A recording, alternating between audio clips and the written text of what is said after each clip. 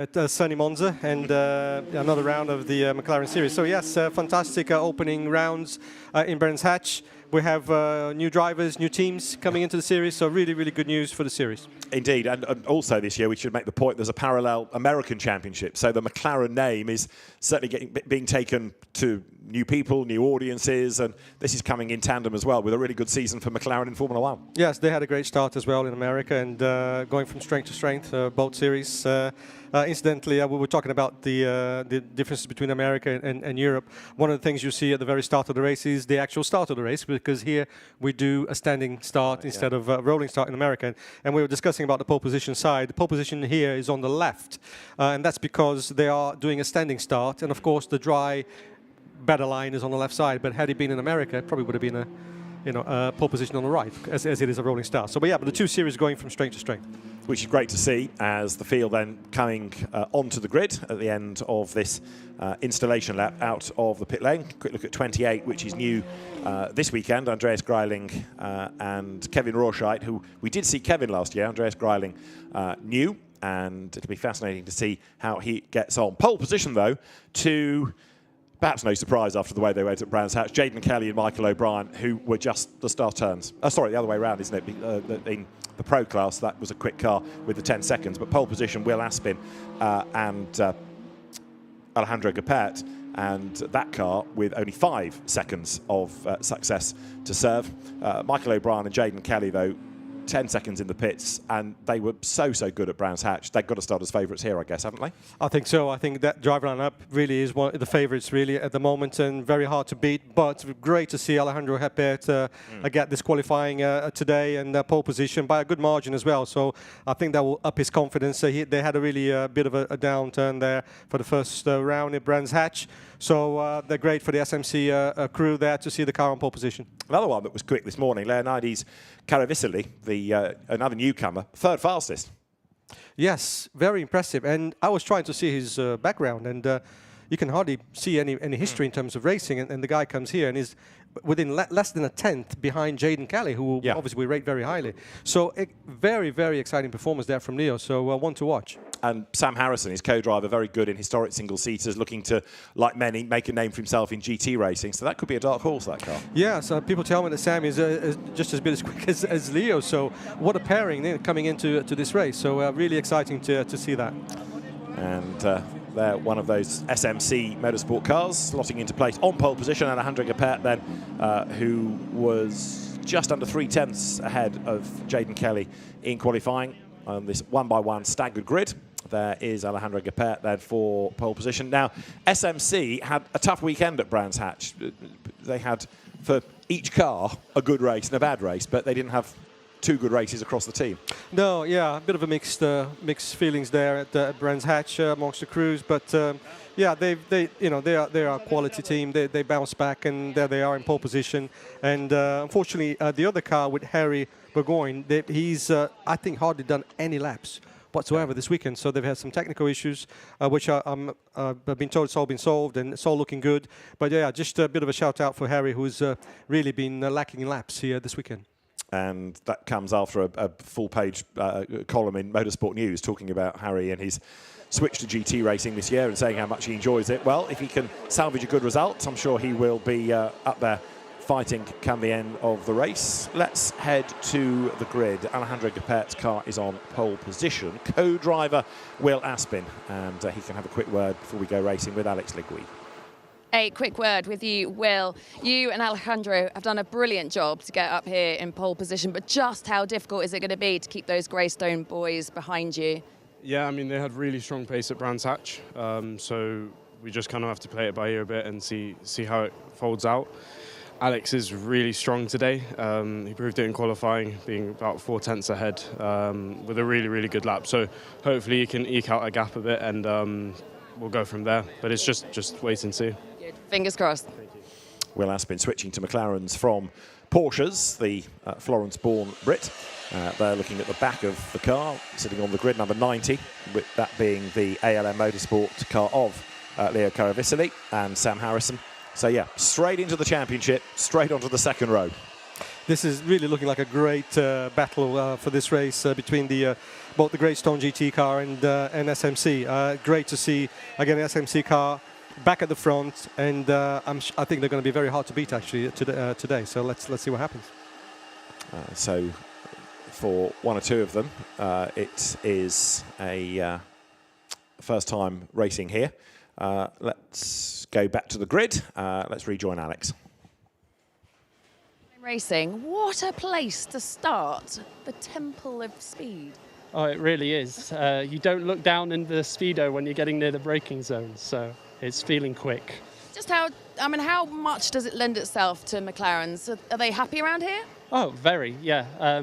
They like the long straights, they like the smooth, so yeah, it really lends itself to the car. No, you're not far behind the front runners. The Greystone boys, as you know, have got the pace. But what do you think, what do you expect to get out of this race? I think for our first one, we want to hold position, if not go forward. But yeah, we're still learning. We're going to be here firing harder every session. Good. I love that. Good luck. Thank you. So Sam Harrison coming to McLaren's, coming to the one-make GT scene. Very, very quick in historic Formula Juniors. And there, Josh Mason getting ready to go. He will do the second stint in the Greystone GT car that Sam Nisa will start. And he will be a driver to keep an eye on when he is behind the wheel, switching from single-seaters to sports cars this year. And Josh Mason was another driver who impressed at Brands Hatch.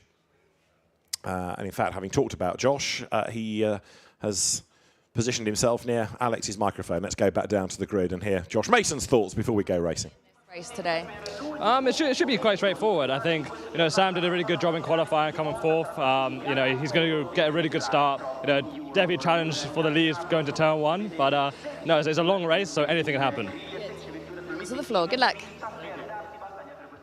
Josh Mason then for Greystone, one of the top teams, but we have this great battle, don't we, between SMC and Greystone, and also Alfab a little bit further back on the grid, Eric Behrens and Ashley Marshall, one to watch as well. This extra time that the drivers have to serve in the pit lane, it is really interesting, isn't it? I mean, we did have the situation at Brands Hatch with cars with penalties, but that was because of transgressions in the race, whereas these extra pit stop times, yeah, they do have a certain something, don't they? Making the teams try and push early on to overcome that time they're going to have to serve. It works well. It does, yeah. I think it spices up the field and how the teams obviously make their strategies to overcome those penalties. And so yeah, it's going to be interesting here as well. The other thing that's going to be a real interesting factor is the push to pass button on these cars, because yes, we have a circuit where I think if you add it all up, it's about 1 minute of full throttle. Not continuously, obviously, but if you add up all the full throttle times that you are here at Monza, it adds up to nearly a full minute. So if these guys get a little bit greedy on the push to pass, they will have nothing at the end. Yeah. And you got to think about situations where, for example, you have a pace car, safety car at the end, and if you've used it all up, and now you've got a sprint to the flag, and you haven't got any push to pass, you're a sitting duck. Yeah. So this is specific to Monza. They need to really think about the push to pass button. And just remind me from Brands Hatch, when they on that extra power, the lights flash? Effectively the daytime running lights, if you will, at the front of the cars will be flashing. So we, obviously as commentators and the spectators, can see that that's been activated. So they have, as a recap, they have 300 seconds of push to pass, and they have a gauge on the dash that tells them how much is left. So obviously they need to, effectively they try to do 150 each driver, to be fair, I suppose. Yeah. But a strategy comes into place, and then sometimes you have to use a bit more than other times. So, but that's the amount they have to use. And ideally, as you say, you'd like to do the first bulk of the race really on pure pace, and then save that in reserve just in case there's a late race safety car, everyone bunches up and you don't want to be a sitting duck. There's the Alfab car, 88, which is going to be started by the very experienced Eric Behrens. One absentee, sadly, is Alex West, who was a double-class winner at Brands Hatch, but although Garage 59 is here, he's not racing this weekend, but we hope to see him back later on in the season. Nick Halstead, who was a double-class winner at Brands Hatch, has also, a week after winning at Brands, become a touring car racer once again. He's rejoined the British Touring Car Championship, but the good news is he's doing this in tandem.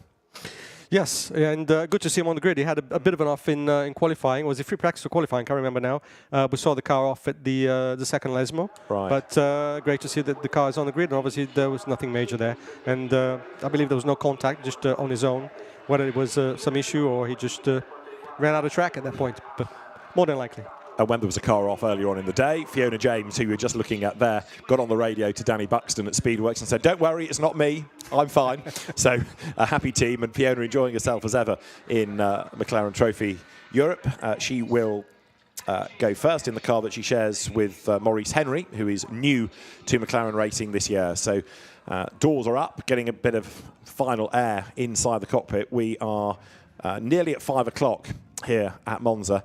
And it is very, very warm indeed. Yesterday was stiflingly hot, it felt, and it's hotter today, and it's meant to be hotter again tomorrow. So even for a relatively short stint of something between 28 and 38 minutes for the AMs, they're going to be glad to get out of the cars.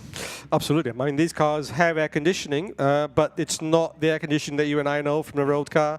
It cools it down a little bit. You know, I think they get a little bit of a fresh air coming through the vent. Right. That's about it. So it will be very, very hot inside those cars, make no mistake. Obviously, very high-speed track. They're reaching something like nearly 290 kilometers an hour at the end of the straight. Wow. And then braking for a first stroke, second gear corner. So a lot of pressure on the brakes on these cars, so they will need to look at that.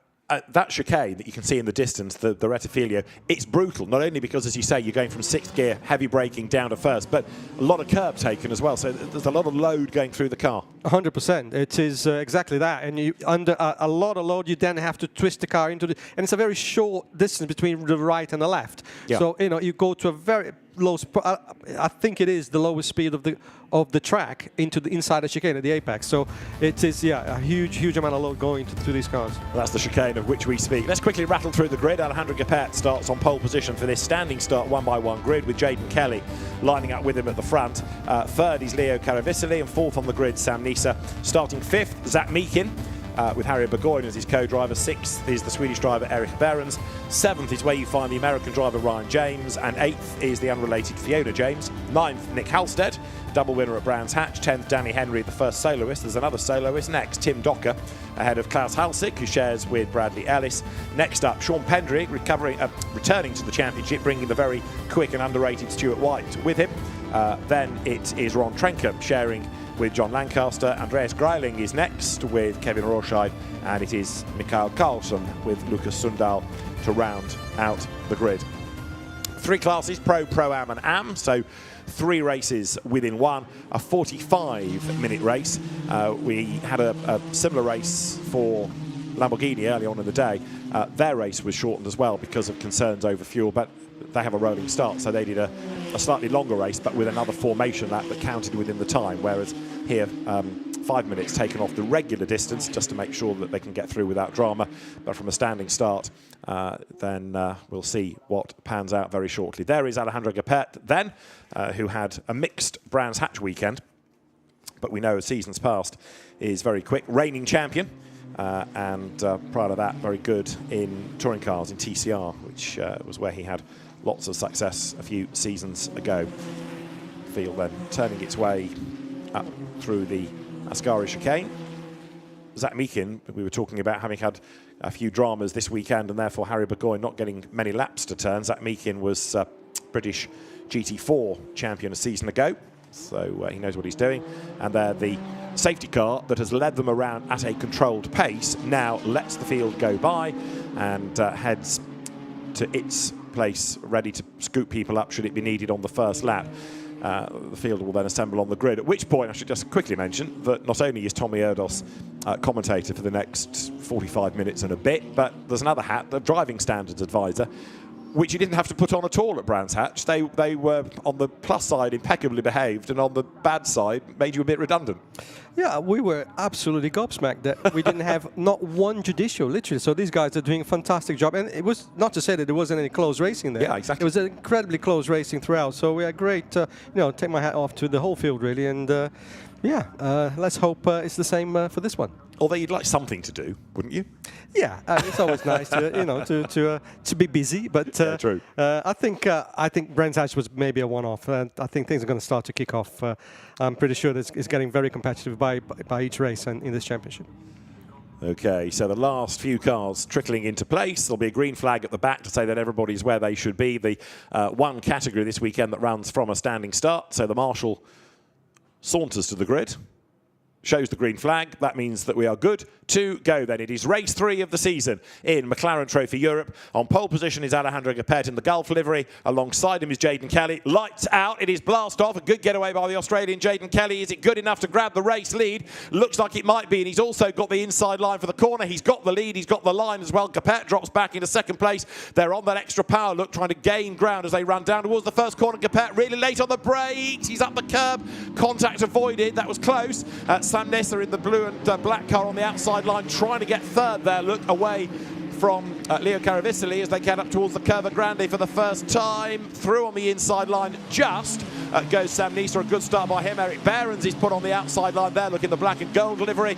So clever use from Sam of that extra power on the opening lap, that push to pass, but it's nose to tail for the lead. But a good start by Jayden Kelly. He leads as they go through the Rogier chicane for the first time. Ryan James, 22, slightly offline. Another car skips the chicane. Whew, time for a deep breath. Jayden Kelly it is who leads. Good first few corners. Yeah, a little bit of damage showing there. I didn't catch the car number, and the car just pulling off on the grass.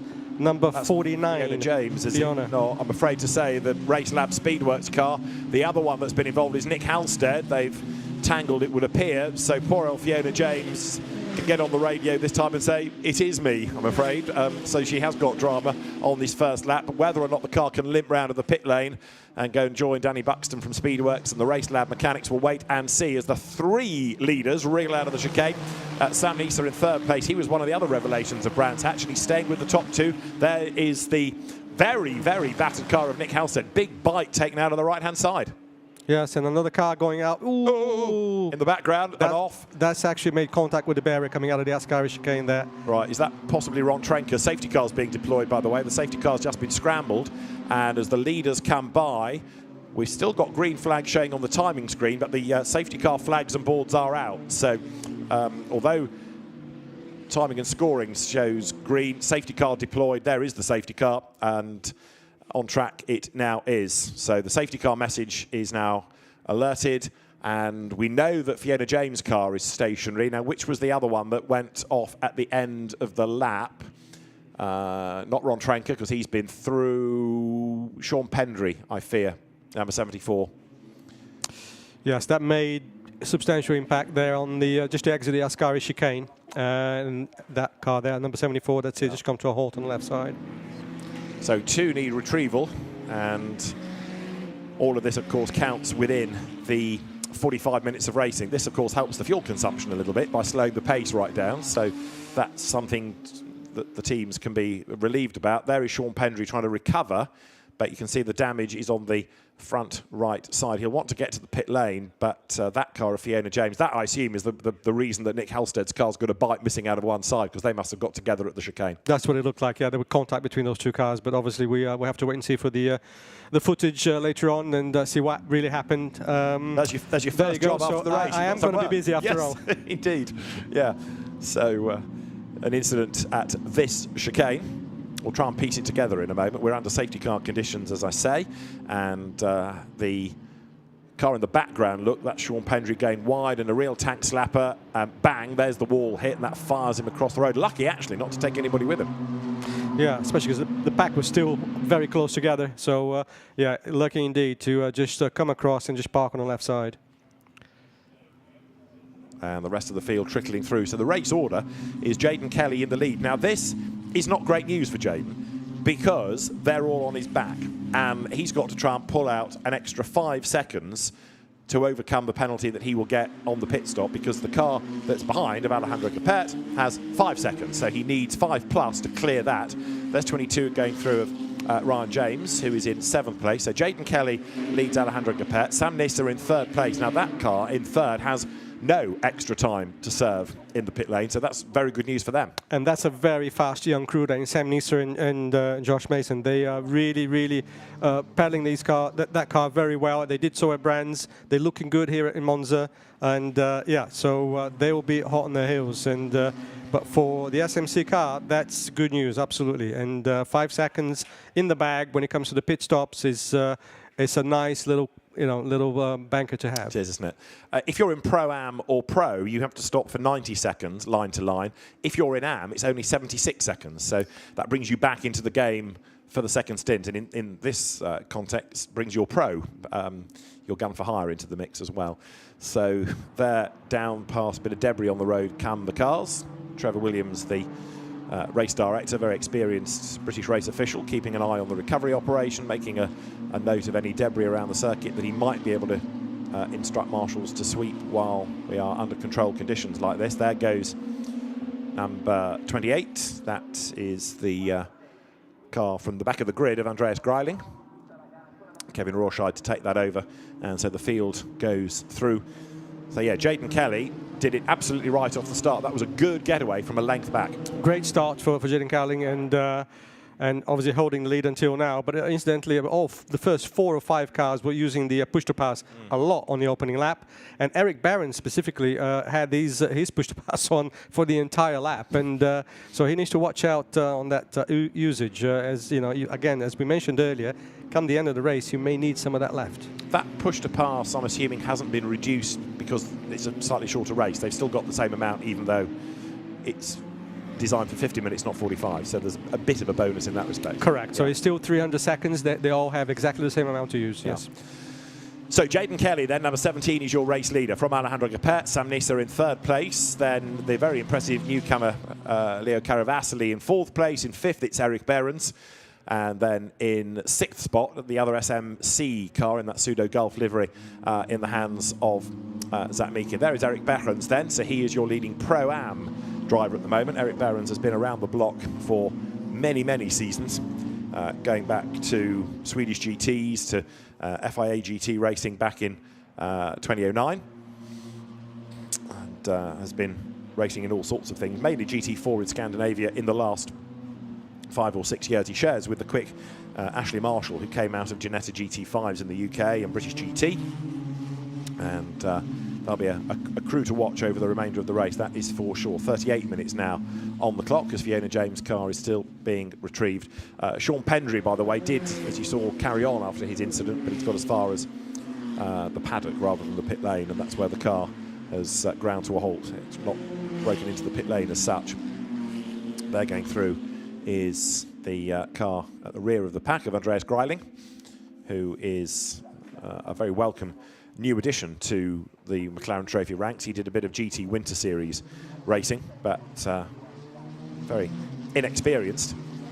There is Danny Henry, who is the leading Am at the moment, so he gets a shorter pit stop by regulation, but then adds 5 seconds on because of the results that he had at Brands Hatch. Danny Henry, who's been a loyal McLaren customer out of not just the McLaren Trophy, but also pure McLaren. He drove a GT4 race at the Silverstone Classic a couple of years ago, had a bit of Fun Cup experience to get his licence up to the required level, and is a regular soloist. He's not into all this sharing of a car. He wants as much track time as he can get. Who can blame him? That's it. He's in his 3rd season, and I've not seen him share a car once. So it's just not something he does. He loves driving on his own, his solo.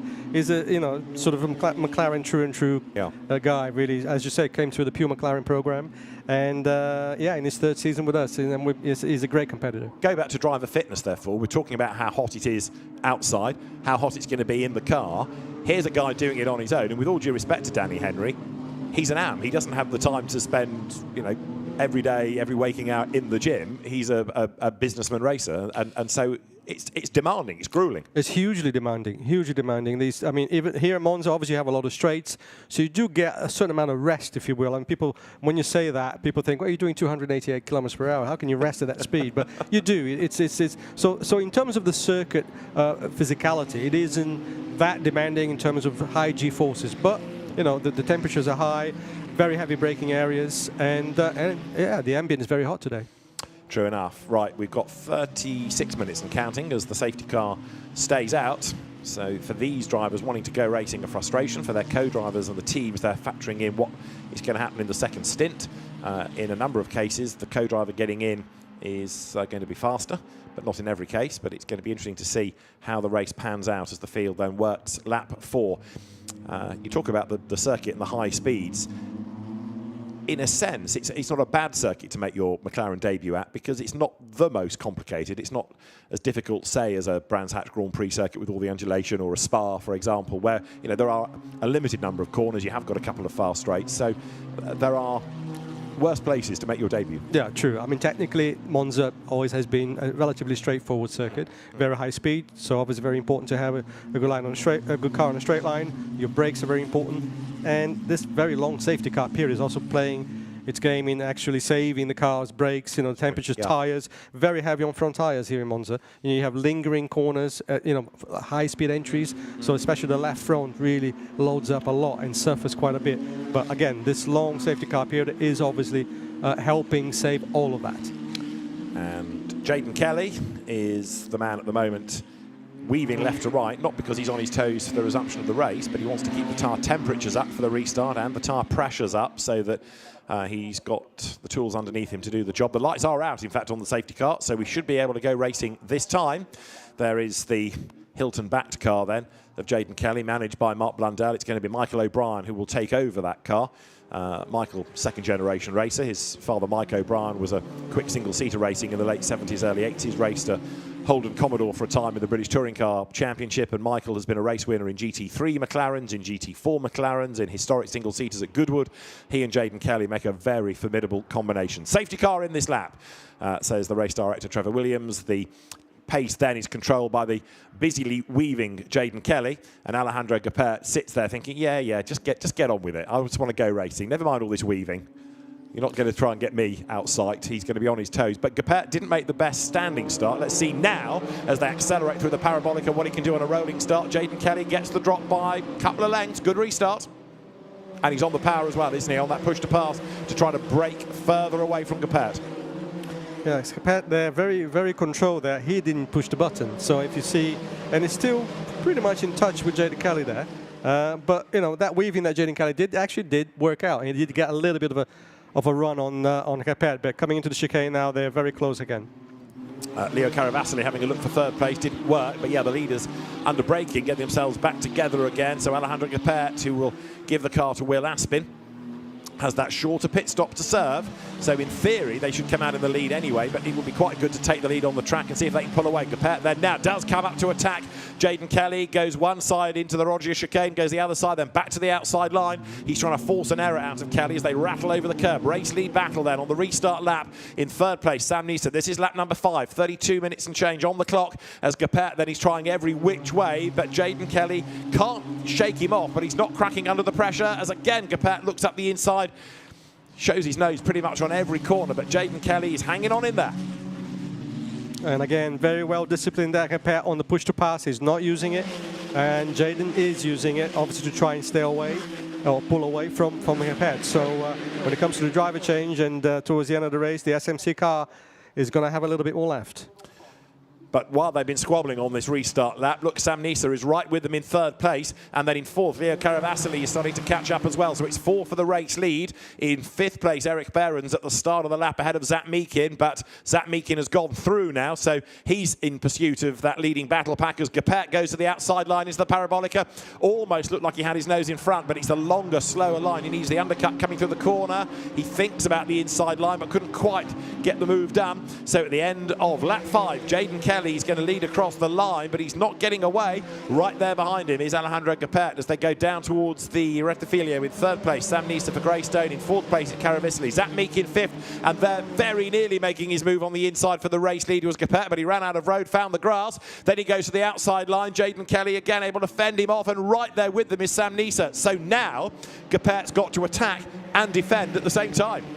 Fantastic race there with top 4 guys there, absolutely nose to tail. Very impressive with Sam Nisa in third place there. It's only 20, I'm not sure how old he is. I think it's 17.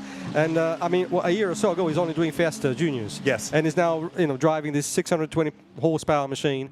Not just driving it, but trying to get to the lead of the race. It's a very impressive performance there by Sam Nisser. Yeah, you look at young drivers like that, and you appreciate what they're doing in these cars and the speeds they're doing, and then you question whether they're even old enough to drive on the roads.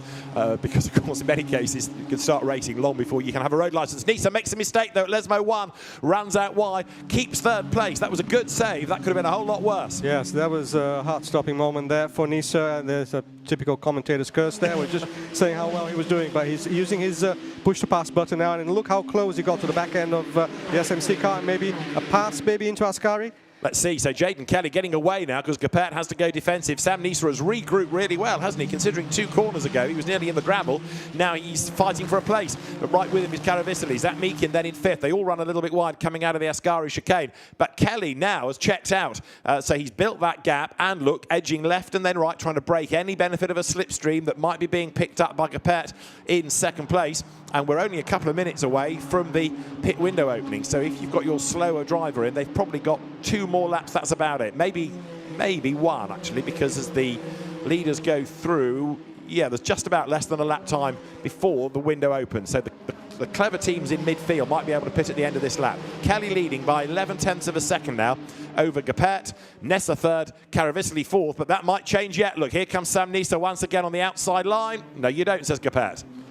Yeah, Gepert there on a Greystone GT sandwich really between those 2 cars. So really good work there by the 2 Greystone GTs. And it was this. I mean, Jayden's obviously laughing now. Look at the gap he's got to Gepert. So that's working very well for the number 17 car. It is indeed, as he gets away, and Zach Meakin closing up onto the back of the very impressive Leo Caravicili then in the white-fronted car coming into the Rogier chicane. There they are, Caravicili, first time out in the series. Zach Meakin in his 2nd weekend in the championship, having raced GT cars, GT4 spec cars in the past.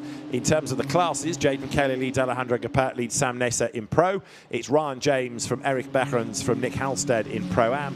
It is Danny Henry from Tim Docker, and then Andreas Greiling in Am. And in just 40 seconds or so, the pit window will open. There is Ryan James leading in Pro-Am.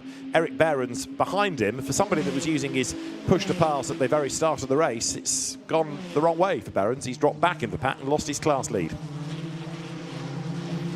So 16 we started with, 14 still circulate. There is Behrens. There behind is Mikael Carlsen. There's Nick Halstead, who is in 9th place overall and starting to be challenged, if anything, by Danny Henry, who is the leading Am. So Nick Halstead switching from Vauxhall Astra to McLaren for the weekend, and then next weekend at Thruxton back into his touring car. That's Zach Meakin, 5th, coming through the Parabolica. And the pit window should now be open as the cars go by, and race leaders another lap to do, I think, as they go through. Kelly, then, 1.4 seconds up the road. He's now done the fastest lap of the race. Yeah, really blistering place there by Kelly at the restart of the safety car, a full second faster than Gepert on that restart of the race, and gained a further 3 to 4 tenths on Gepert on this lap. So the gap now to 1.5 seconds. Yeah, just under 1.5. So that was a crucial gain there for Kelly, and especially before the pit stops come. So Alejandro Gepert, good in sectors last time, but still not being able to stay with Jayden Kelly, partly because he was having to defend from Sam Nisser there, who's on the power look, so that's why the lights flash. It's not to try and harry somebody out of the way, it is that they're using the power. It might have that dual effect. You look in your mirror and suddenly make a mistake, but Jayden Kelly building that lead. Now, 4th and 5th, Leo Caravicili, Zach Meakin, they've fallen off the back of that leading trio a little bit and are having their own private dice, with Ryan James in 6th place. He'll give that car over to Ollie Webb on the pit stops. Pit window is now open, so confirmed, as Jayden Kelly comes down to the chicane. So Jayden Kelly, as the race leader, he's going to give way to the quick Michael O'Brien. Do we expect him to be in this time, or do another couple of laps, try and stretch the lead a little bit more? I think this is the beauty of that particular pairing, is that it really doesn't matter. Yep. Those guys are so evenly matched, and I think that the key thing now is to try and, he's got a little bit of a lead now on Gepert. If he can stretch it, then keep going. If the times settle down, I would say come in and give it to Mike O'Brien. But Sam Nisser, again, that car, keep an eye on that. They only have 3 seconds added to their pit stop, and so they could be well in contention for this race. Over the timing line there, this battle between Caravicili and Zach Meekin. They go through together, so looking good as they go across the line, those two squabbling. Zach Meekin getting quicker and quicker and quicker. Of course, many of these drivers not just learning about the cars, because they've not raced them much, but learning about a new circuit, because if you've spent your previous racing career, let's say, in doing Ginetta racing and then British GT4, a whole new ball game coming to Monza, and as Tommy Erdos was saying, really high-speed circuit. So right now we work lap number 9, and Jayden Kelly in the lead from Alejandro Gapet. Gap down again, though, last time, from 1.4 down to 1.1. And Caravicili, in the background, has just done the best of anybody in the race in the first sector. Yes, a purple sector there for Caravicili. Very impressive. Again, you know, in qualifying, he was less than a tenth behind Jayden Kelly. So really impressive performance by this very highly rated skier, apparently. Very British skiing champion there, Okay. Leo. So he obviously knows his way around turns, doesn't he? Which is not very good here around Monza, because not many of them. No, unless it's a slalom. Yes, he'd be good at Spa, because there's quite a bit of downhill there. It'll be all right. Let's have a replay of Gapet getting it way wide at the first of the Lesmo bends, bounces back onto the circuit, kicks the dirt into the face of Sam Nessa, who, frustratingly for him, wasn't actually close enough to capitalise on that. So he stays in that third place. Zach Meekin in the background goes to the inside to try to unsettle Caravicili. Into the parabolica they come. So pit window is open, no takers yet, but let's see if anybody peels out of this leading line as through comes Jayden Kelly. His line looks a little bit tighter. Do we see him peel right? We do. Leader is in then. So Jayden Kelly down the pit lane. There he is, and that's going to give up for the moment the lead. Don't forget they've got an extra 10 seconds to serve on top of the 90 seconds, which is the regulation time. Michael O'Brien scurries around the car. And for Jayden Kelly, his work is not yet done, is it? Because there's information he can impart to a co-driver. He turns around, helps strap in Michael. So even though your driving is done, your work isn't. The Greystone GT team working nicely. So for the moment, it puts Alejandro Gapet into the race lead. He's now got to do a couple of qualifying laps to try to nibble into that advantage that number 17 here had before the pit window opened. So the Greystone GT entry, Jayden Kelly, the Australian, in his second season in the championship, racing here for the second time. Therefore, gives the car to Michael O'Brien. There is Zach Meekin chipping away, number 68, the number in deference to Harry Burgoyne, his co-driver, and that in turn is in deference to Harry's father, because it was Harry Senior's stock car number. There you look into the car with the BRDC badge for Michael O'Brien as a full member of the club, and he will blast back into the race very shortly. Yeah, Michael again did a superb job at Brands Hatch in his stint, and obviously the crew and the two drivers overcame a 20-second penalty in that race, which was really, really very impressive. Yeah, it was, wasn't it? Although we thought that Alejandro Gapet had a problem, and we never really got to the bottom of that. The car didn't quite unlock the pace we expected, did it, in that second stint? No, I think there were a combination of things. I think Gapet didn't have a huge amount of laps at Brands Hatch, but there were maybe some niggling things that were going on at Brands Hatch. Right. But great to see him back on form and on pole position for this one. Indeed so. And as he comes out of the parabolica, out of the pit lane, goes Michael O'Brien. Jayden Kelly's work is done. He's all smiles and gets a cloth just to dry himself. Next is a bottle of water. And then he might come and have a word with us as Alejandro Gapet then leads the way. Sam Nissa behind, 7/10 of a second. Leo Caravicili third, Zach Meekin fourth. Another one in the background peels to the pit lane. And Eric Behrens then makes a move against the car of Ryan James. It was Mikael Karlsson from the back of the grid who pitted, and Behrens clears Ryan James quite nicely that on the inside, going down towards the Rettifilio. Good move for the Swedish driver, goes ahead of the American. Yes, but once again, Eric Behrens using a huge amount of that push-to-pass button, and he's, I would risk to say, if I can see the gauge inside his car, I think he's used probably most of anyone, really, so he needs to be careful come the end of the race. Mikael Karlsson here gives way to Lucas Sundal. They've got an extra 3 seconds to serve. Sam Nissa here running in second place. Don't forget, he has no extra time to serve. So Lucas Sundal, who is a multiple Carrera Cup Scandinavia champion, third at Brands Hatch, he will take over. And Sam Nissa should be well placed when Josh Mason takes the car over into stint 2. Again, Sam Nissa did a superb job in the first stint there, but they need to watch out that car is on a track, is actually on a black and white warning for track limits. Quite a few on the screen there, about 3 or 4. So they really need to keep their wits about them in terms of track limits. So there's Michael O'Brien looking like he's in the lead, but he's almost a lap behind after that pit stop. But he's rejoined where he wants to be, in a sense, which is ahead of Alejandro Gapet. And now we need to look at Gapet's lap. His last lap was a 1:50 with what a Michael O'Brien lap will be next time around, because he's about to start his first flying lap rather than a lap out of the pit lane. Who else comes in this time? There is, for the pit lane, Leo Caravicili. Sam Nisa is in, so Gapet carries on. Zach Meakin is in. SMC choosing to have the cars in on different laps, then they're not double stacking. And a replay of there. Was that an unsafe release? It was certainly close as 48 blasted away. 48 was Lucas Sundal.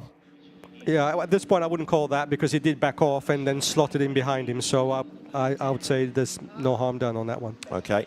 This then is Sam Nissa's car being given over to Josh Mason, who has raced predominantly in single-seaters in the past, whether it was in the BRDC's Formula 3 Championship or the MRF Challenge or Euro Formula Open, Formula Regional Oceana. Then he had a brief spell in Formula 2 and the Indy Next Championship, but now thinking about a GT future, as so many drivers do when the financial burden of single-seater racing year on year to get into that ever-decreasing number of seats for Formula 1 really starts to bite. Then their eyes are open to GT racing.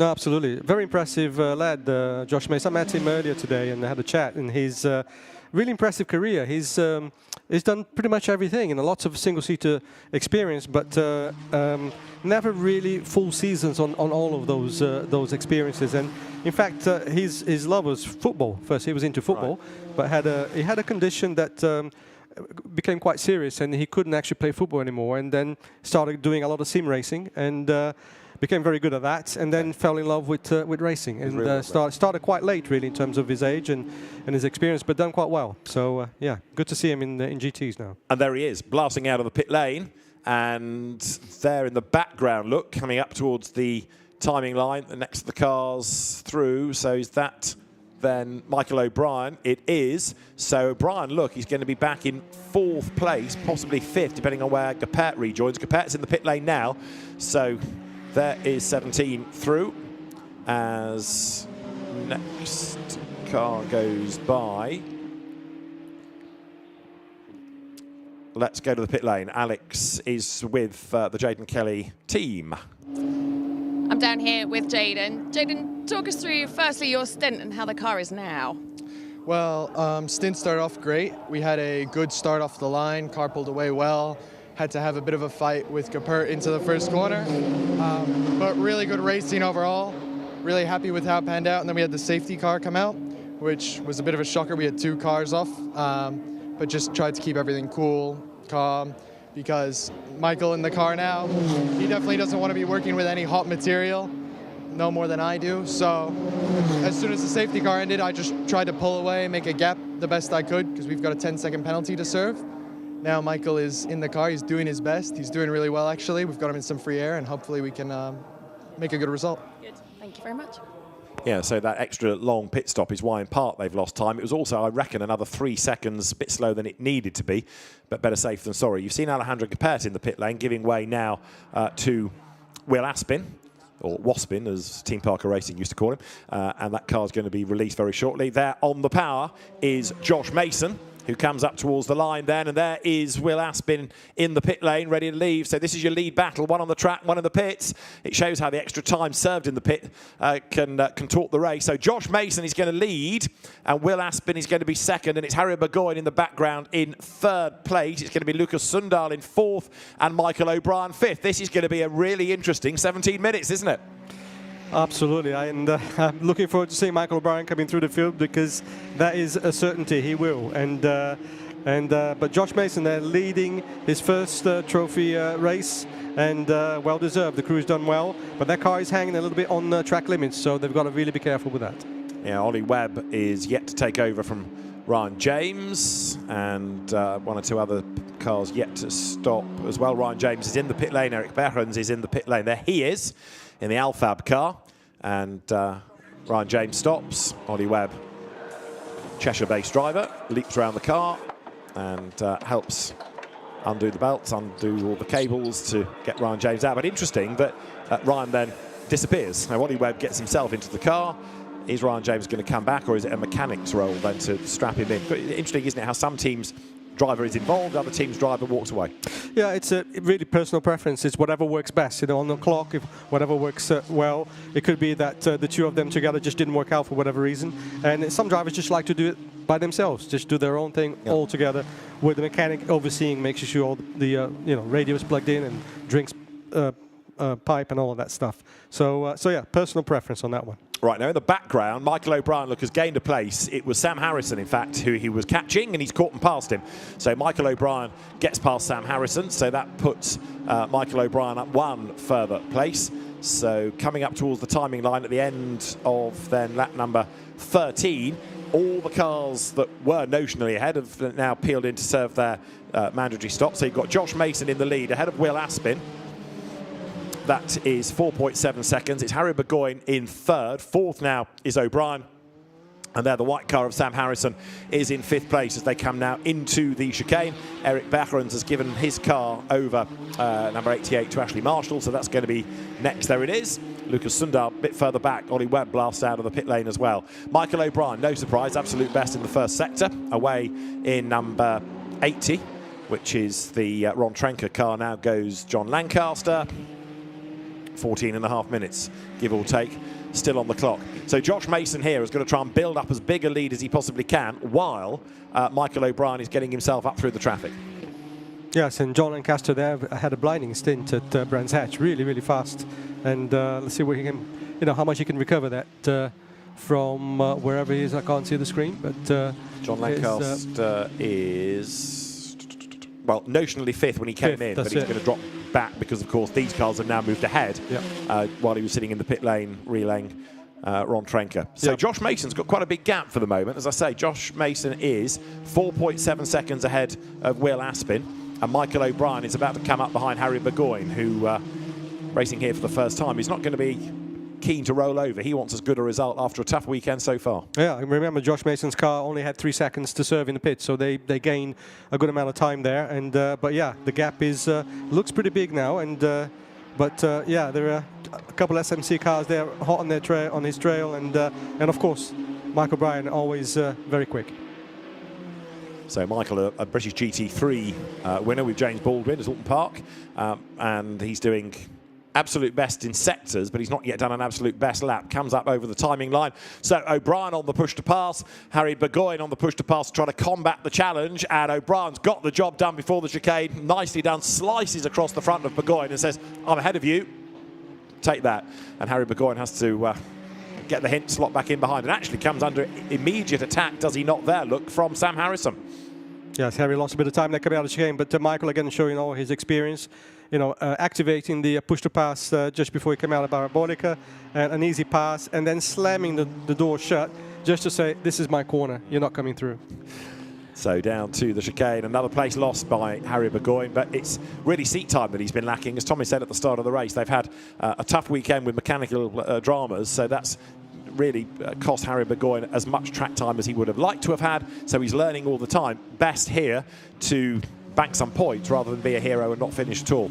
So for the moment, Sam Harrison, new to the car, new to the championship, gets ahead and going nicely. Harry Burgoyne falls back. The Burgoynes, a great oval racing stock car family from Scotland, from saloon stock cars and for a time hot rod racing.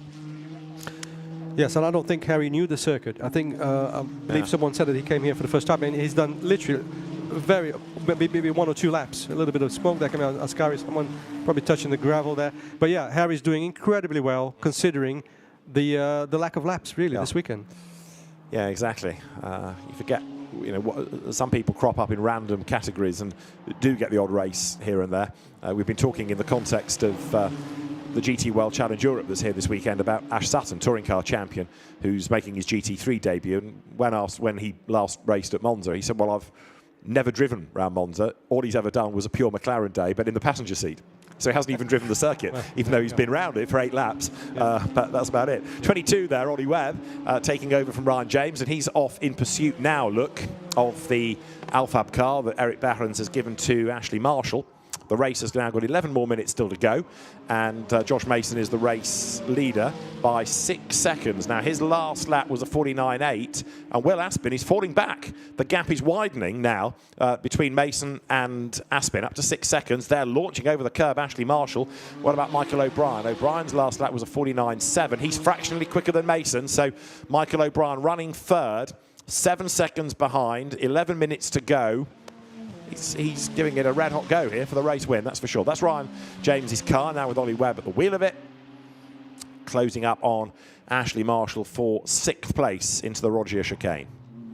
Yes, and Ashley Marshall will probably not have a huge amount of push-to-pass power left in that car, because as you remember, Eric did use a fair bit there.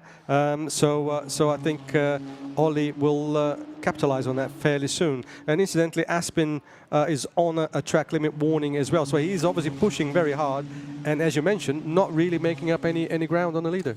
Yeah, you're right. Yeah, he's got that driving standards flag, and if you transgress again, then the penalties start to come, don't they? Look at the way that Ollie Webb on this lap is inching up onto the back as well of the Ashley Marshall Alfab car ahead, as here for 2nd place Michael O'Brien has made short work, hasn't he, of the gap. At the start of the lap it was something like 9/10 of a second between them, but a couple of laps ago, of course, there were cars between them, so O'Brien has really been charging along.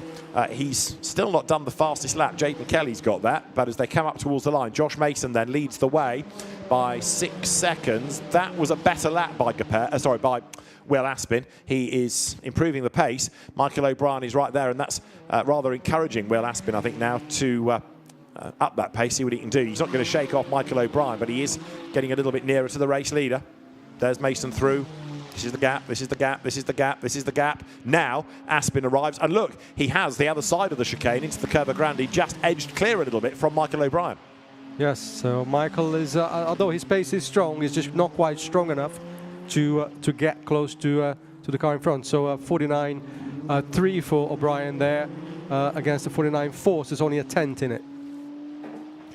So there you've got Will Aspin, Michael O'Brien, and coming back at them, Sam Harrison. Now here's somebody else that doesn't know the track, doesn't know the car. I would say Sam Harrison is also doing an outstanding job, because he's gained that place off Harry Burgoyne, and he's dropped Burgoyne. Harry has fallen back quite a long way now. Here is Ollie Webb, who does know his way around the circuit, all over the back of Ashley Marshall, trying to find a way through as they turn now up towards the Lesmo bends, the Lesmo curves at this fabulous Parkland circuit, which looks in the sunshine glorious. Late afternoon sun here, very, very hot weekend at Monza, and hot in the cars for Ashley Marshall, who is just ahead of Ollie Webb. Now, we are approaching what is a bit like happy hour, in as much as lower down the order, some of the pros are in the Pro-Am cars, like an Ollie Webb, like a John Lancaster, like a Bradley Ellis, and we get purple sectors. So Bradley Ellis has been unleashed and has done the absolute best in Sector 1. Ollie Webb, if he can clear Ashley Marshall, might be able to do something similar. But this is a part of the race that we always enjoy, isn't it? When you see the likes of Bradley or John Lancaster or Ollie Webb suddenly being given free rein. I think this is, here we go, a move from Ollie, as you were speaking there, inside the parabolic, using all his experience there, and that's a really classic move there, really job well done. Another driver who really performed incredibly well at Brands, Ollie. Yeah. You know, he had some good stints there in both races, so showing all his experience and talent there. But it's not over yet. Look at the Barron's car, Ashley Marshall there with the push-to-pass button, regained that position, and on the inside line for the chicane, so he probably has that covered. Now, he goes wide on the way out of the chicane. We don't see that. And another fight there on the screen there between the number 12 and Michael O'Brien there. Yeah. Right all over the back end of Will Aspin there. Fastest lap of the race. Something happened. Yeah, Bradley Ellis rather the fastest lap of the race, and Will Aspin then having been caught by Michael O'Brien. Also, you've got Ashley Marshall back ahead of Ollie Webb, so we saw them trading places coming into the Parabolica, but it's now Ashley Marshall back ahead. Will Aspin ahead of Michael O'Brien, ahead of Sam Harrison. This is exactly what Josh Mason needs, because while they're battling and holding each other up, he can pull away, and while all that's going on, Bradley Ellis has done the fastest lap of the race. So, second, third, fourth, with 6.5 minutes to go into the Variante Ascari they come, and Will Aspin, new to McLaren this year, ahead of Michael O'Brien, loyal McLaren servant for the last few seasons, and Sam Harrison having a very, very impressive debut there in fourth. Burgoyne fallen back in fifth, not really part of that battle pack right now. No, and that lap from Alice, that's very impressive. 48.5. That's nearly a full second faster than anybody else. So Alice has got something in that car. That is very impressive. But yeah, so Josh Mason though now with a 5.5, nearly a 6-second gap to P2. So that's looking very good for the that young Josh Mason and Sam Nestor's car, and they just need to keep that clean and no more track limits, and they should be in a very good position for potentially their first win in McLaren Trophy. Fantastic. Sam Harrison then, former skier, and listed one of his hobbies, bouldering. I'll explain later. Goes for the inside against Michael O'Brien, and that's a nice move, isn't it, into the Curva Grande. So Michael O'Brien, we expected to come carving through the field, and Sam Harrison is doing a really good job. He's not going to be able to hang on to that third place into the Roger chicane, but just the fact that he was able to come back at O'Brien and challenge is impressive in itself. So Sam Harrison might be new to the car or the circuit or the championship, but he is very impressive. And O'Brien thinking, hang on a minute, what's going on here? I'm meant to be working up the order, not having to fend off cheeky people like you. Well, he has hung on to third place, but now a race win is looking very unlikely, isn't it? Because he can't get past Will Aspin. No, and he's used that button, the push to pass button again, once again used by Michael O'Brien to keep that position, and is activating that again to try and gain the position ahead of Will Aspin. And here you've got Ollie Webb getting a bit frustrated because he can't find a way past Ashley Marshall, and he's way out wide over the grass there after a bit of a rub. That's going to frustrate him even more. Ashley Marshall is no respecter of reputations, is he? We know that Ollie Webb is quick. We know that he's hugely experienced. And Ashley Marshall says, I don't care, because I want to keep this 6th place. And he's doing the right way of doing it. Into the chicane, Ollie Webb has to have another think about this. Ollie Webb, in fairness, is not only fighting for 6th place overall, but this is for the lead of Pro-Am. So it's a doubly important battle. It's for pride and position, but for the class victory as well. Ashley Marshall's not the wiper on. He comes down to the Parabolica, 4 minutes to go, but that's going to have to be a wide car to hang on to the place. That was Ollie Webb going out wide, trying to get back onto the circuit and knocked him onto the grass. Ashley Marshall, uncompromising. Yeah, I have a feeling that's going to get me to the oh dear. Oh. That is an SMC car, and that is Harry Burgoyne, and there's a bit of flame licking around the front left corner, so Harry Burgoyne is in the gravel. Do we put that down to brakes? That looks like brakes on fire there, but obviously we didn't see, I don't think there was any contact with anything. So as Ollie Webb comes out of the chicane, this is Will Aspin still under attack from Michael O'Brien, who is still under attack from Sam Harrison. O'Brien to the outside line. Will Aspin doing everything that's required to hang on to 2nd place. Sam Harrison is all over the back of O'Brien. Brilliant racing this as O'Brien goes to the inside. Can't do it. Will Aspin a bit cork in bottle-ish here, keeping them stacked up behind, while Josh Mason just drives off into the distance. He's building the gap to over 8 seconds now. Michael O'Brien on that push to pass, getting a bit frustrated, but having to remember that there are points. He's on the grass, virtually coming down to the chicane. This is his best chance yet. Is it a full send? He's up the curb. That forces Aspin wide and off the racetrack. O'Brien is going to come through into 2nd place. 3rd for Sam Harrison. And there, Will Aspin, having been off the road, has brought gravel and grass and everything else with him onto the circuit. You might end up looking at that one as well. Yeah, I think it was a bit ambitious there from Aspin on the outside. That's what it looked like from the screen, but obviously we'll have a look at every angle as we always do. But what a superb battle for 2nd place. Yeah. And yeah, right at the end of the day, now we have 2.5 minutes left. Who's got more push to pass, left in the tank? Harry Burgoyne, I think, he's off at the Parabolica. That's where the yellow flag seems to be being shown. There is your Pro-Am lead battle, and it is still Ashley Marshall just ahead of Ollie Webb. 3rd in the class, and charging on behind is Bradley Ellis. I don't think he's going to catch up to them, but as ever, Bradley is in flat-out mode. So coming through now with 2 minutes on the clock, Ashley Marshall goes by, still leading Pro-Am. Ollie Webb is 0.3 of a second back. Great battle between the two. Bradley Ellis is the one in the background. You just caught a glimpse coming out of the Parabolica. So 5th overall into the chicane, the Pro-Am leaders, and Ashley Marshall is caught there because he went in a bit deep, didn't he? He did, yes. And I haven't seen any of these two guys using the extra boost, the push to pass button. So are they all out of it? I mean, they must be. There's only 1.5 minutes left, and they're not flashing those lights. So they must be absolutely dry in the boost tank. Andreas Greiling and Kevin Rohrscheid's car is being given a 40 second time penalty for a pit stop infringement. So that's a lot of penalty time. So an infringement in the pits as the big battle on track now still for 5th overall for Pro-Am lead. Ashley Marshall doing a really impressive job keeping the more experienced Ollie Webb at bay. Into the second of the Lesmo bends they come. The race leaders are going to start the last lap very shortly because they're heading now down towards the Parabolica. Josh Mason with a clear advantage over Michael O'Brien, a very nearly 10 seconds now. And it was a 10-second gain, effectively, that Josh Mason had on the pit stops. No extra time in the pits for Josh Mason's car, 10 seconds for Michael O'Brien. So you can see how it all works out in the end, can't you? Ashley Marshall up the curb, Ollie Webb up the curb. Race leader heading to the timing line. But with a lap to go for the leaders, a lap and a bit to go for Pro-Am. Ollie Webb again commits and looks quick in a straight line. He's not on the push to pass. He's probably run out of it, but he's got the job done. Nicely passed there before the corner. Yes, this fight was never over after that move around the Lesmo 2 from Ashley Marshall, and you could tell that Ollie was just on a mission to try and get that place back, and he did that. So, yeah. But I still have a feeling we're going to see those two in the stewards' room.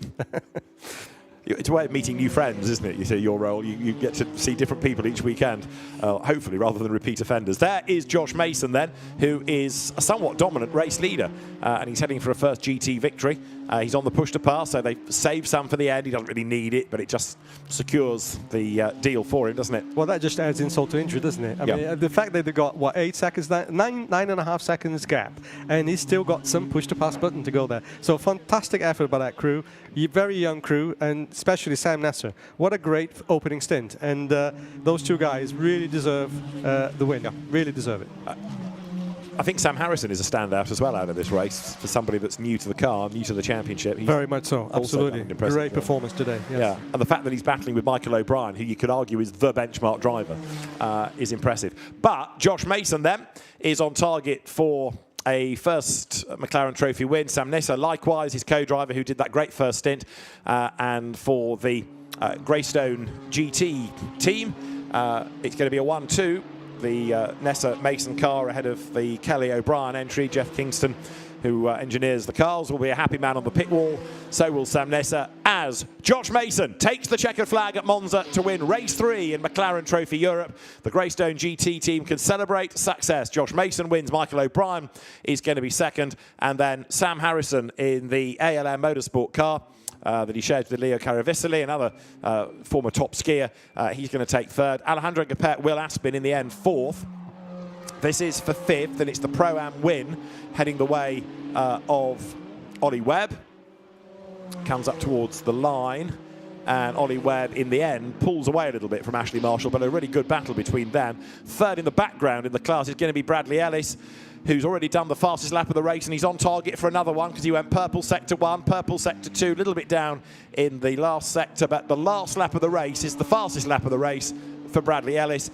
And this is Danny Henry, who might be a bit tired by now, but he is going to be the winning am from Tim Docker as he heads to the line. So it's a really good racing. I know we're only 3 races in, but McLaren Trophy Europe really has moved up a notch this year, hasn't it? The racing is better, the grids are better.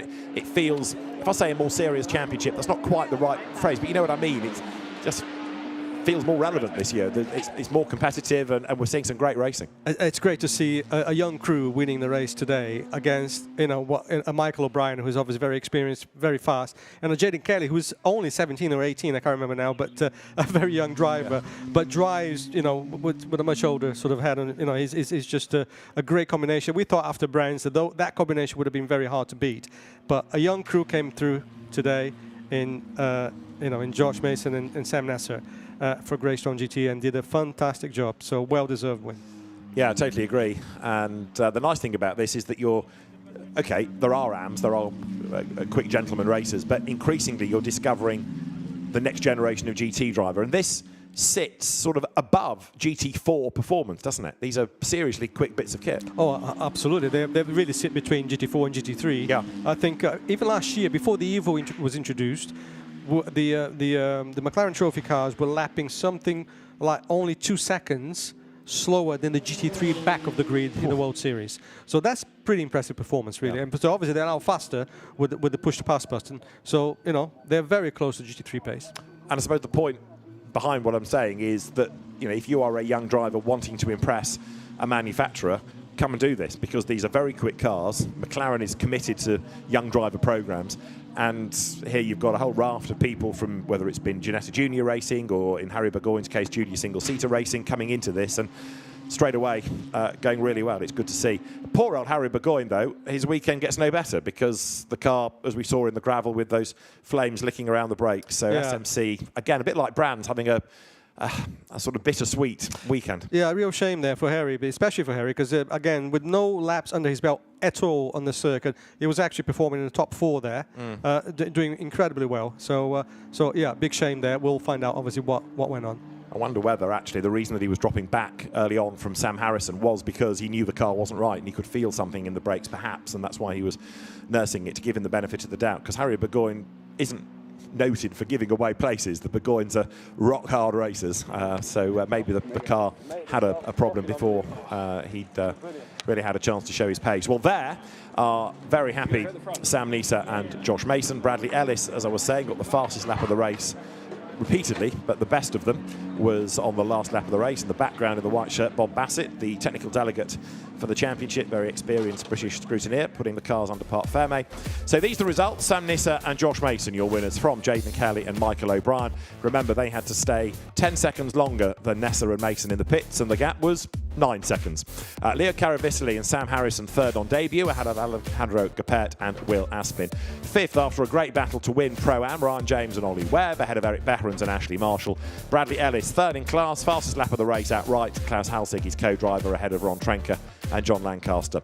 The winning Am was ninth, Danny Henry ahead of Mikael Karlsson and Lucas Sundar from the back of the grid. Nick Halstead and Tom Holland defeated this weekend in Pro-Am. They were 11th, ahead of Tim Docker, second of the Ams, and then Andreas Greiling and Kevin Rawshide, the last team home, third in the Am contest. Right, Alex Legui is in the pit lane, and she can talk to our happy race winners, Sam Nessa and Josh Mason. Well, they did it, and they did it very, very nicely. Josh, Sam, Josh, let's start with you. My word, that stint. When we spoke to you before, it's your first McLaren Trophy, and, well, you did it proud. Yeah, you know, second time racing this car. You know, round 2 was amazing. It's like I said at the start, anything could happen, and we proved I was right. You know, to take in the win, but I've heard by quite a big margin. So yeah, you know, it's very good. Sam did an absolute mega job for the line. You know, to get up to P3 and then, you know, stay with the front boys. And yeah, he made my job a little bit easier near the end. But no, very happy with the result. Very nicely done. Yeah, Sam, that stint did not look easy. How tough is it out there? Oh yeah, I mean, my British self is not acclimatised to this weather whatsoever. Straight out of the car with a fan in my face. Yeah, bit of an unfortunate qualifying, but got my head down and got the job done. Good, very, very good. Well done, boys. You were saying in the race about Sam Nessa being in his late teens, but you know, you hear him speak then, and he doesn't come across as a teenager at all, does he? No, and I mean, I heard he actually started dating older girls so they can drive him to the track. That's what I heard. Whether that's true or not, I don't know. But yeah, very like impressive performance. Yes, quite. Very enterprising way of going about it. So a win for Sam Nessa and Josh Mason.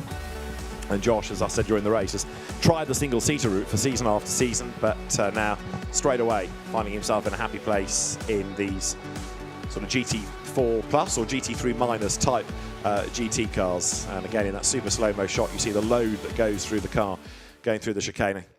Get the feeling that McLaren are going to be very, very pleased with the way that the championships, plural, are going this year, with America off to a good start and Europe getting stronger as well. Let's go back to Alex, because she's got Ollie Webb and Ryan James as the Pro-Am winners. Let's have a... Ollie, get back here. We're a team, remember? You were a man on a mission. Talk us through that stint. Yeah, it was tough. We were lacking a little bit in kind of straight line areas. Braking, I think everyone was struggling.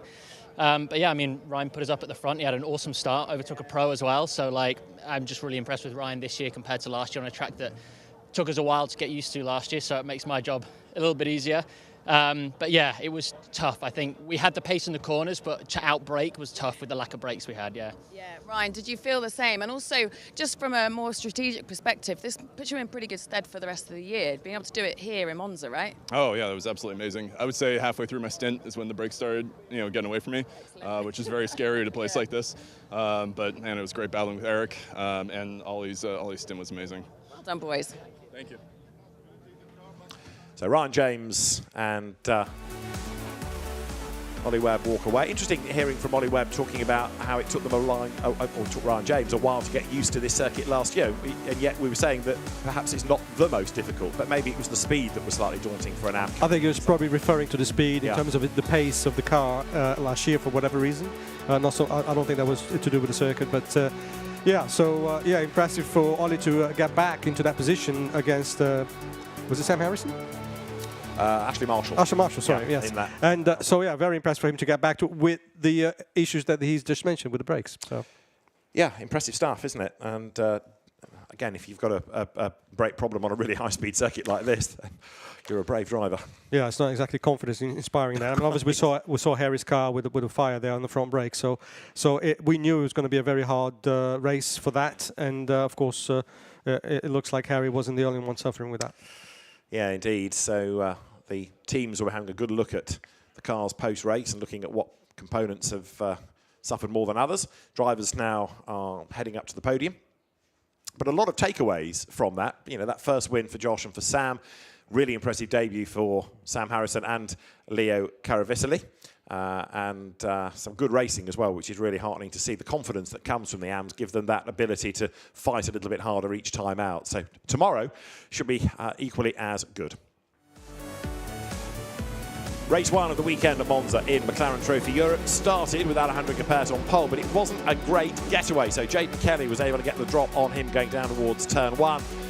They duked it out heading into the chicane. As up the curb went Sam Nesa. He wriggled around the outside to try to get third place, and as they accelerated onto the curve, Grande level with him on the outside line was newcomer Leo Caravicoli. We had a big moment for Fiona James on the first lap, and an even bigger one for Sean Pendry, because his car ended up clanging the barrier at the Variante Ascari, and the safety car was deployed to clear up the circuit.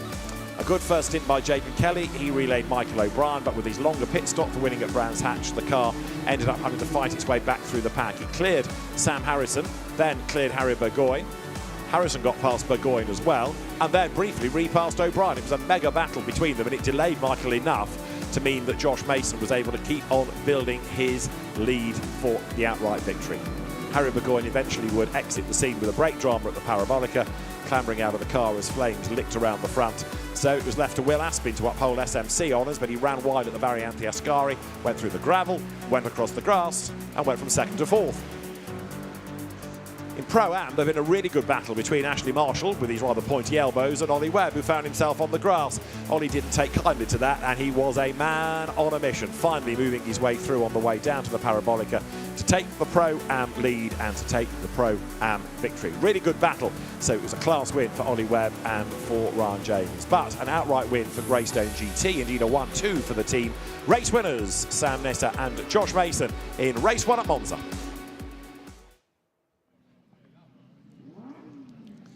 So the winning cars in Parc Fermé, with the drivers hopefully being whisked upstairs. In theory, there should be 3 podium ceremonies out of all of this for the Pro-Am, and the AMs. And the famous podium that sits across the top of the pit lane awaits. On Formula 1 days, of course, the crowd onto the track, and they can stand at the foot of the podium. And last year had a lot to cheer for in Italy, as the drivers then for the first of the podiums are getting themselves ready. So out come the McLaren dignitaries, and the drivers in a moment will be called forward as well. But good racing, hard racing, but maybe, Tommy, 1 or 2 things that you might have to go and have a little look at with your driving standards advisor hat.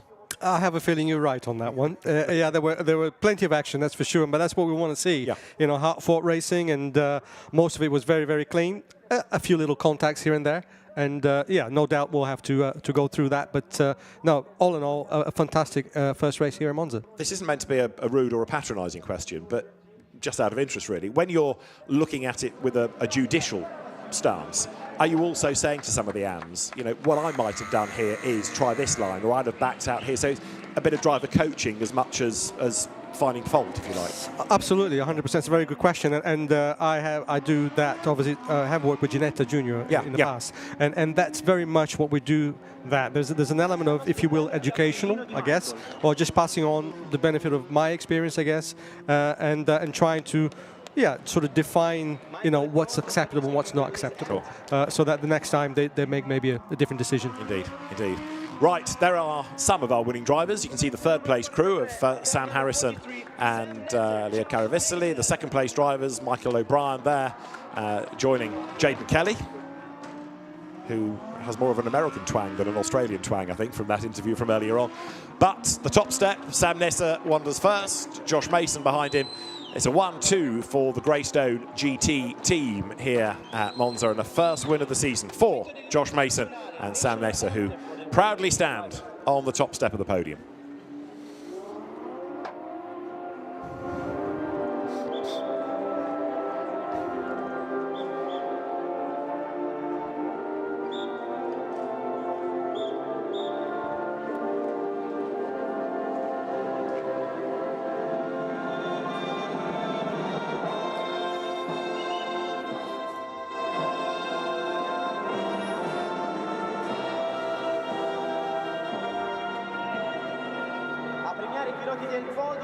For Greystone GT, the British national anthem played for the winning team, and now Dariusz Gasari, the McLaren 1 Make Racing manager, steps forward to say welcome to the championship to Leo Caravicili and Sam Harrison, and present them with trophies as well.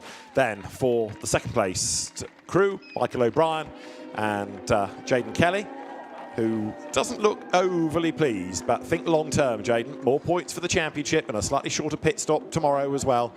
But then for the race winners, Josh Mason takes his first GT win. So too does Sam Nessa. They have been put together for the first time, of course, this season. And straight away, they are on point, aren't they? Working well together, winning races together. They pose for Dan Bathy's camera, and they're all smiles, Josh Mason and Sam Nessa. And you see what that means to Josh. He's had, as we said during the course of the race, a lot of single-seater experience, but it's been a tough career for him because of funding and because of not necessarily being in the right team at the right time. But here, a GT career perhaps is the way to go. Championship then, Michael O'Brien and Jayden Kelly are ahead from Josh Mason and Sam Nessa behind, with Zach Meakin and Harry Burgoyne third equal. Then you've got Alejandro Gapert and Will Aspin ahead of Mikael Carlsen and Lucas Sundal, with the first points on the board for Sam Harrison and Leo Caravicili. So the Pro-Am drivers and the Am drivers will also have a podium ceremony. They will be getting ready very shortly to make their way onto the podium steps. So tomorrow's race will have qualifying in the morning. The drivers get another free practice session, which is a bit like a warm-up, if you like, and then they go racing. So out come our drivers for the Pro-Am podium. First of all, Bradley Ellis and Ron Trenker. Then it will be Ashley Marshall and Eric Behrens, who vaults up the steps. And then the class winners, Ollie Webb and co-driver Ryan James. I mentioned Bradley Ellis there on the third step on the podium, got the fastest lap as well. So Ron Trenker, his Am, enjoying himself. Ryan James has enjoyed himself, big smile. Ollie Webb comes onto the podium with him and says well done to everybody else, as another class win goes the way of Ollie Webb.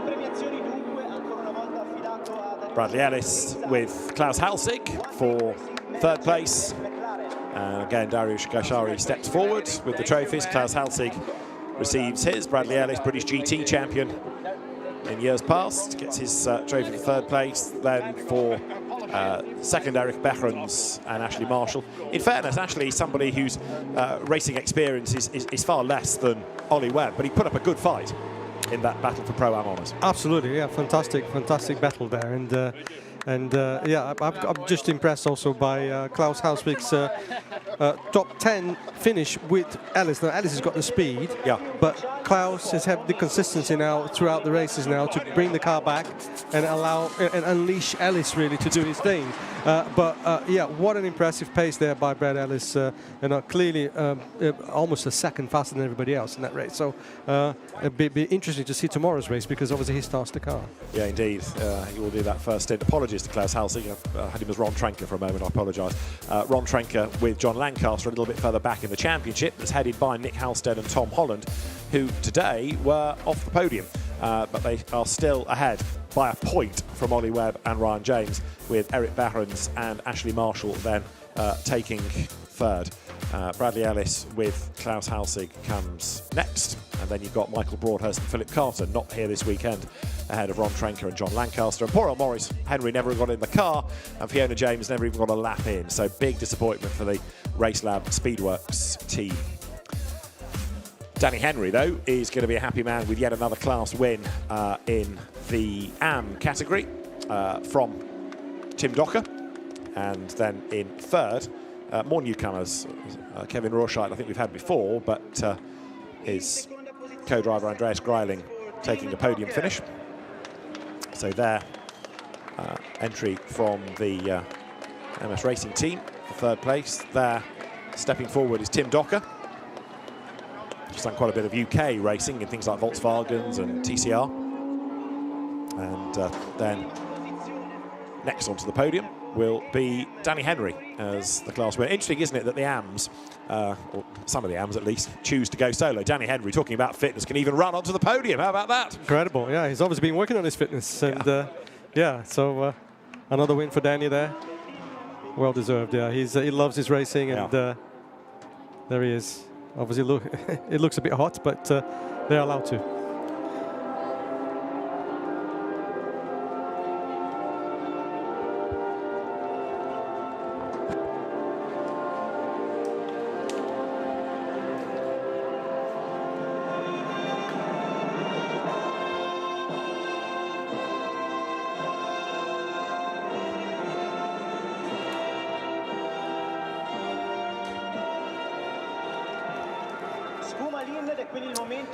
So it is another class win for Danny Henry, the DTO Motorsport team, taking his car to victory. And Danny Henry, in a few moments, will receive his trophy as Kevin Rorschach and Andreas Greiling get their trophies from Dariush Gathari from McLaren. Tim Docker, head bowed there, almost thinking, what do I do to beat Danny Henry? Well, he's got another race to go tomorrow, receives his trophy. Doesn't look thrilled about it. Maybe he's just tired after a grueling 45 minutes in the heat. But Danny Henry takes the winner's trophy and is all smiles. So Danny Henry victorious, Tim Docker second, and then Kevin Rorschach and Andreas Greiling in third. And as cameraman scatter, champagne awaits. Well, more good racing, more of the same to look forward to tomorrow. Really good. Absolutely. Great start for the weekend, and thrilling battles there right to the end of the race. And yeah, looking forward to another one exactly the same. Qualifying tomorrow morning, so we'll see the lessons learned from today put into practice when the drivers get on track, and they have that opportunity to first of all have another free practice period before they go racing. It's like a warm-up before they have the race qualification session itself. Danny Henry then leads in the AM competition from Tim Docker. Alexander West, double winner at Brands, not here this weekend, so he falls to third. Kevin Rorschach and Andreas Greiling new this weekend. They get some points on the board. So 3 good battles, and as now the fans are being allowed into the pit lane, proof of another fan-friendly weekend of racing at Monza. There are cars out on track doing VIP laps. The sun is shining. Nobody's in much of a hurry to leave, which is good to see. And McLaren represented this weekend here at Monza, not only in terms of the One Make series, but also through the GT World Challenge Europe entries they have. Danny Henry comes back to the podium. posizione second place for Ron Trenka and John Lancaster.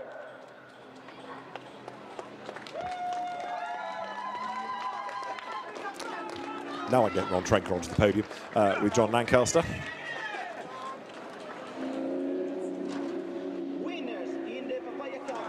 This is the Papaya Cup for the older drivers, just out of interest. So Danny Henry was third, Ron Trenka and John Lancaster take second, and Klaus Halstead and Bradley Ellis are Papaya Cup winners. Klaus Halstead grinning from ear to ear, very happy indeed. So the Papaya Cup drivers then onto the podium. Klaus Halstead third in one class and a winner in another.